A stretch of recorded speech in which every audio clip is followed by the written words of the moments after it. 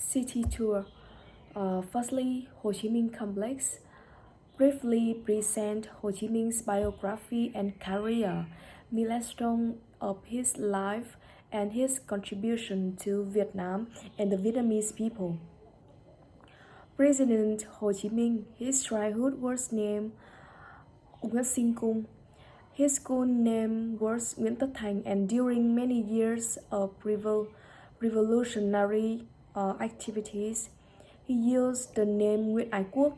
Was born on May 19, 1890 village in Kim Liên village, Nam Đàn district, Nghệ An province, and he died on September 2nd, 1969 in Hanoi.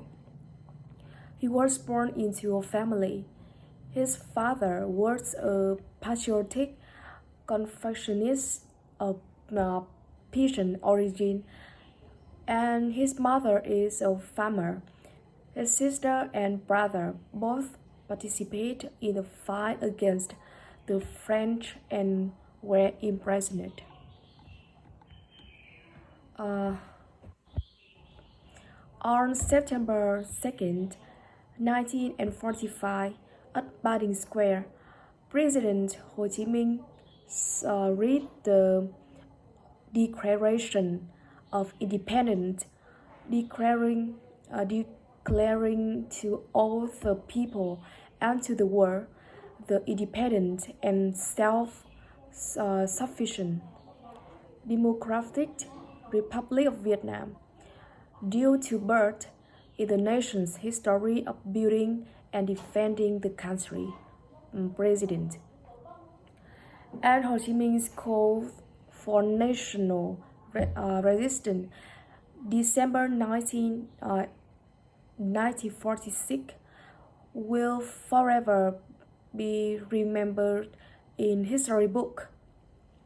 From September 1945 to December 1946, the Vietnamese people overcome a particularly difficult and arduous journey, but won a glorious victory. Ho Chi Minh's will when he passed away. President Ho Chi Minh's final wish is our entire party and people unite and strive to build a peaceful, unified, independent, democratic, and strong Vietnam, making a worthy contribution into the cause of world revolution, which was also the goal of the Ho Chi Minh era. Uncle Ho is an example of a simple, frugal, clean, honest, upright lifestyle, passionate patriotism, and noble sacrifice for entire nation. President Ho Chi Minh was a great master of the Vietnamese Revolution, the beloved leader of the Vietnamese working class and the entire nation, an eminent soldier and a brilliant activist of the international communist and national liberation movement. The next question is, do you think the body of Ho Chi Minh in the mausoleum is real? Yes, I think it's a real body whole because the team of Vietnamese officials, doctors, and nurses have studied, researched, and completely mastered the technology to preserve Uncle Ho's body. Over the past 15 years, Uncle Ho's body has been very well preserved. His beard and hair are still intact. Question 4. Did he get married and have any children? Would you change your attitude towards Ho Chi Minh if he had got married and had children? I think no. Ho Chi Minh has never got married and had no children. However, Vietnamese people regard him as a relative in our family, and a great father. He once said, "I don't have my own family yet. My family is all family of Vietnamese ethnic group." I would never change my attitude towards President Ho Chi Minh if he had got married and had children. It is because for me in particular and for Vietnamese people in general, President Ho Chi Minh has always been a great national hero for the country. Whether he had married and had children were his choice, and choosing to be single was probably to focus on his career. Question 5. Can people top flowers into Ho Chi Minh Mausoleum? Why? Visitors to the Ho Chi Minh Mausoleum were not allowed to bring flowers inside the mausoleum. The mausoleum has strict rules and regulations to maintain solemnity and respect for the site. The decision to prohibit bringing flowers inside the mausoleum is primary to ensure the preservation of the embattled body. Flowers may contain pollen, moisture, or other substances that could potentially impact the body's condition or interfere with the preservation process. Instead of allowing visitors to bring flowers inside the mausoleums, flower offerings are usually arranged in designated areas outside the building. Visitors can leave their flowers and pay their respect at the designated spots. There are also guards and security personnel who monitor the area to ensure that the rules and regulations are followed. And question 6.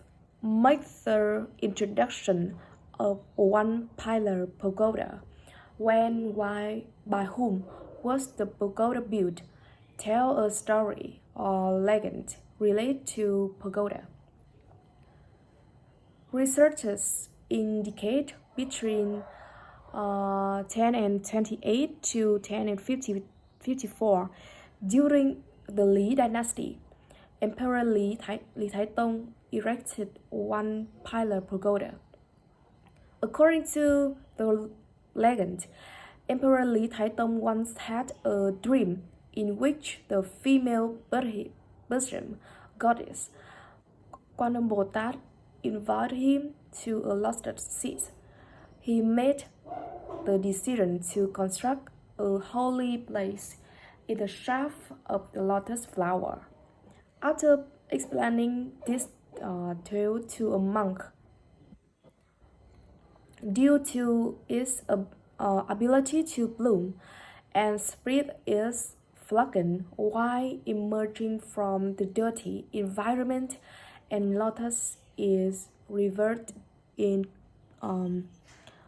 Confucianism and Buddhism as a representation of purity, prosperity, and wisdom. One pillar pagoda is regarded as an emperor's sin impression of thanks to Quan Âm Bồ Tát. During the war in 1954, the once pillar pagoda was demolished by invader bombs.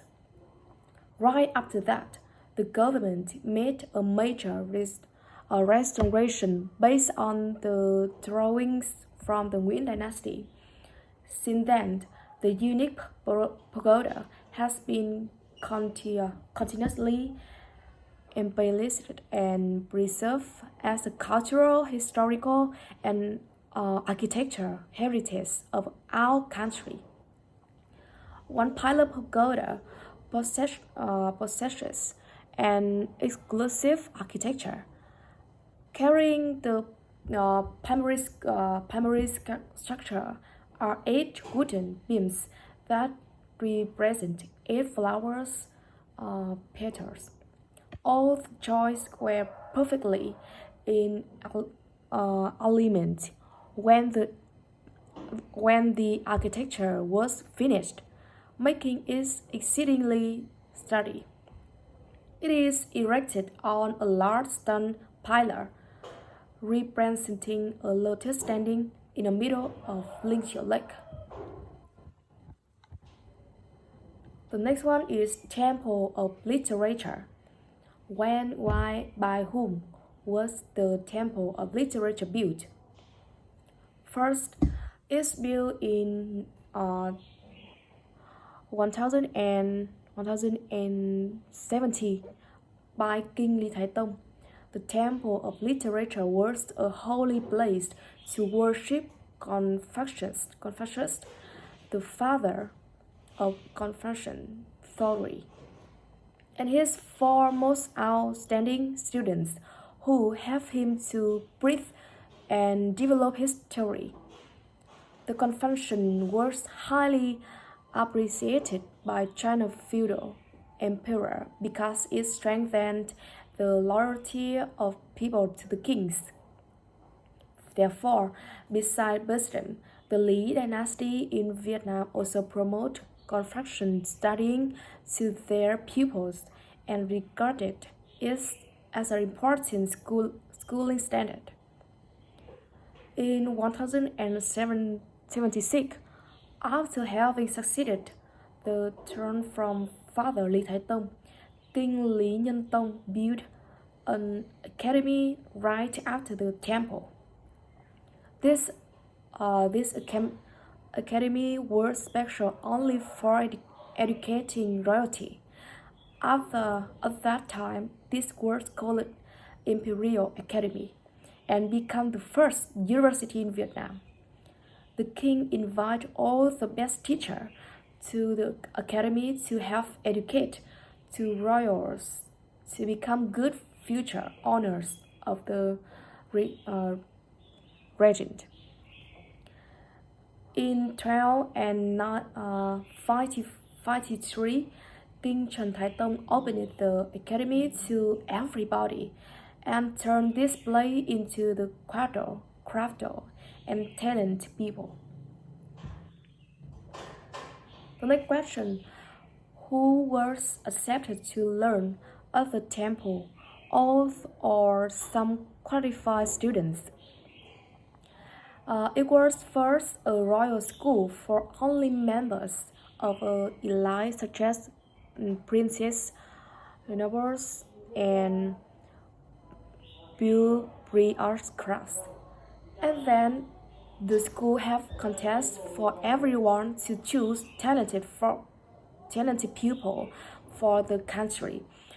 The contestants had to go through very hard competitions with very high odds and orders to become official in the imperial court.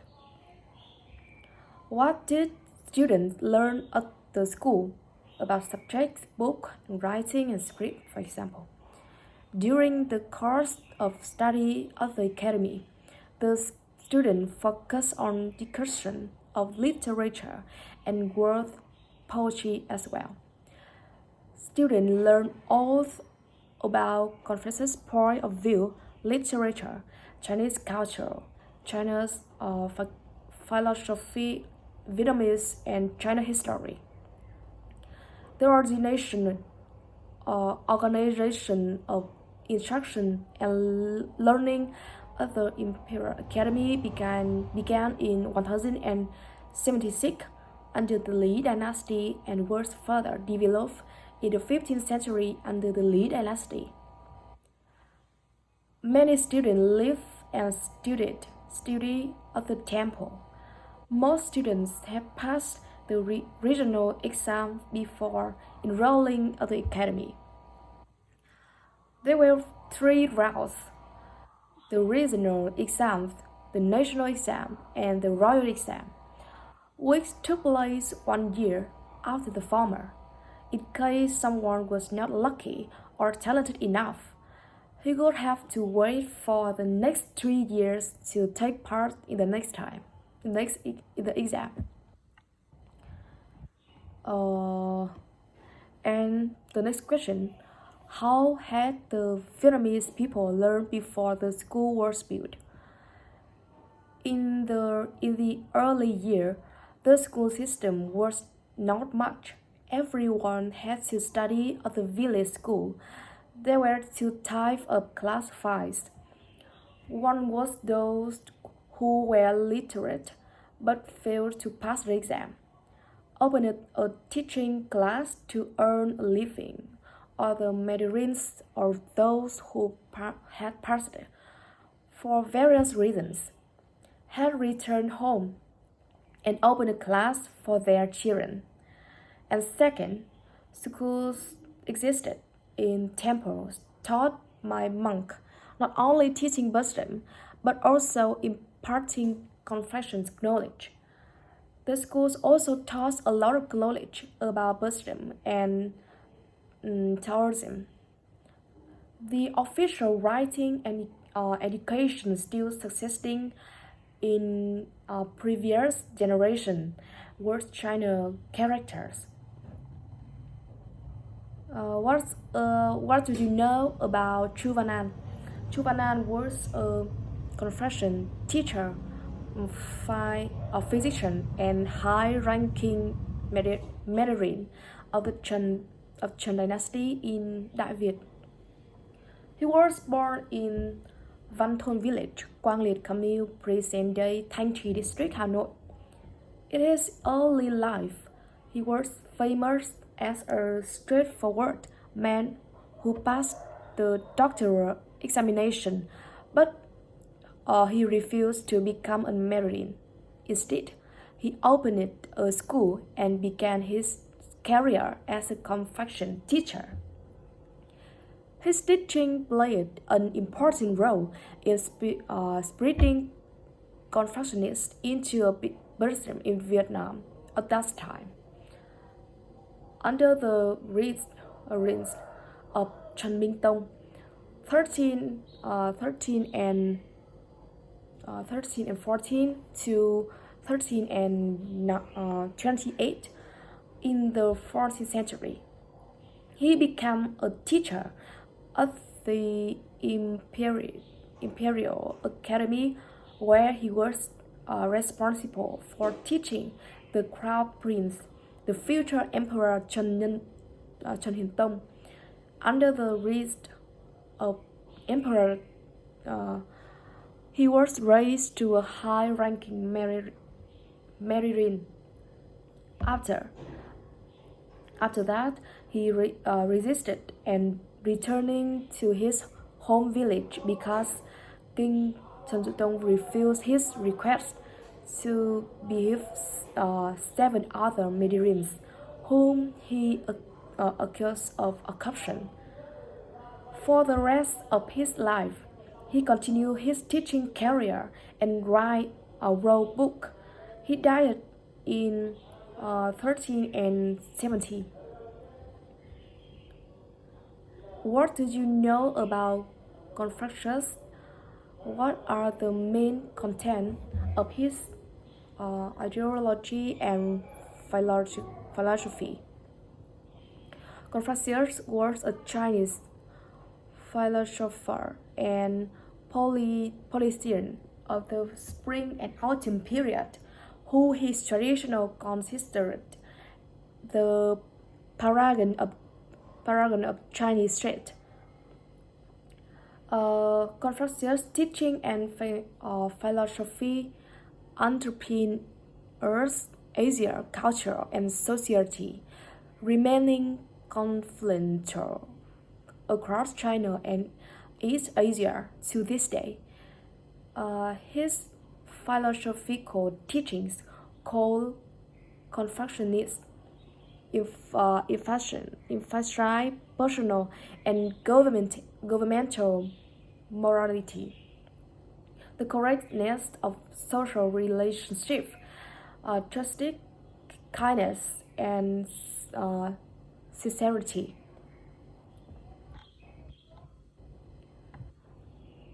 And about Vietnamese cuisine, the firstly difference between Vietnamese and Western culinary culture. Vietnamese and Eastern cuisine have very clear differences in ingredients, flavor, and colors. This difference gives the two cuisines unique characteristics that can be easily recognized by dinner. About culinary concepts. In Western pupils, daily eating habits emphasize quality. No matter what meal they have, they must ensure nutrients, how many calories and vitamins they must get each day. They often care about their health through eating, drink. Sometimes the taste is not so delicious. This is called the rational culinary concepts. According to statistics, 13 main ingredients in Western cuisine such as butter, milk, eggs, for example. Meanwhile, Vietnamese cuisine tends toward aesthetic culinary concepts, expressed by the habit of evaluating dish based on color, flavor, and appearance, and dish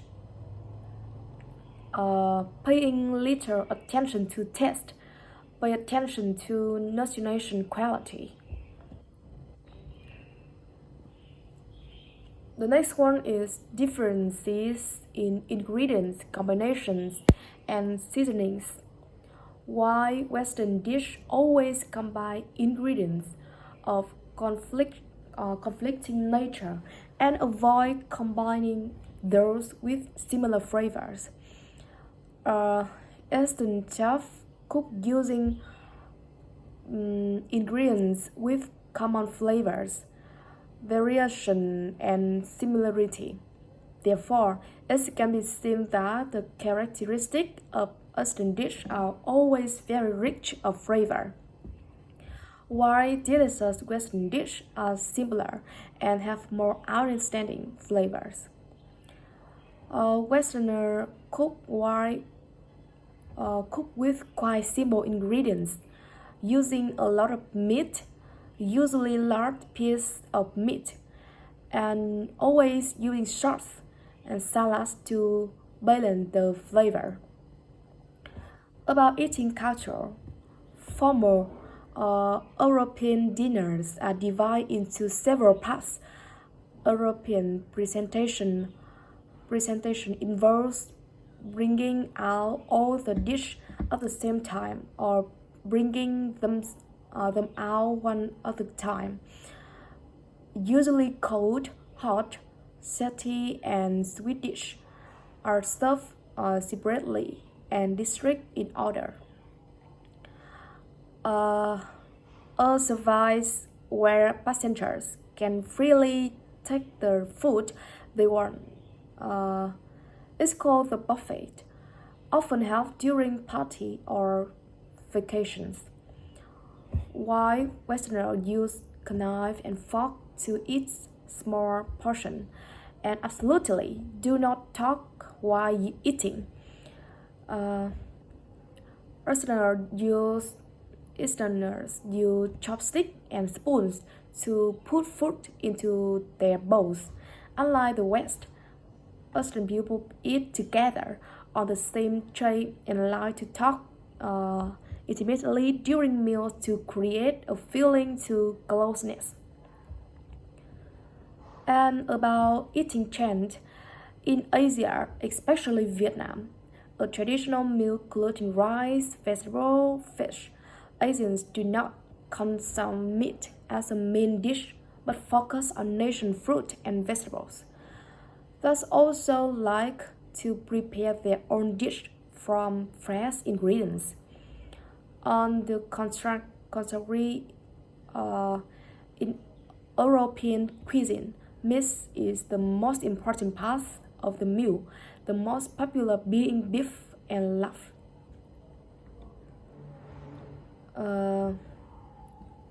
Could you list out the craziest food or dish in Vietnam? I can talk about some crazy dish in Vietnam. For example, the last one is tiết canh. It is the fresh dish using raw animal blood mixed with a little fish sauce or light salt water to prevent freezing before mixing with chopped meat and animal cartilage to freeze the blood. And secondly is beer. It is considered a traditional dish of the Thai people of Vietnam. With the definition, the word name in Thai means water. The word beer is a viscous food in the small intestine of animals, which can be buffaloes, cows, goats, for example. What specialties should I try in Hanoi and where can I have those? I recommend you try bún chả, phở cuốn, shrimp cake, bánh tôm, nem chua rán, for example. How to make the following drinking and dish? The firstly is bún chả with ingredients: pork belly, ground pork, green papaya or carrots, fish sauce, pepper, salt, water, sugar, some vegetable such as lettuce. How to cook for the meat: thinly slice the pork belly, then mix both types of meat with sauce, pepper, fish sauce. For the dipping sauce, ratio of water, fish sauce, sugar, vinegar, salt. You can season according to family taste and increase the quantity according to family members. Slice green papaya or carrots into square pieces, minced garlic and chili.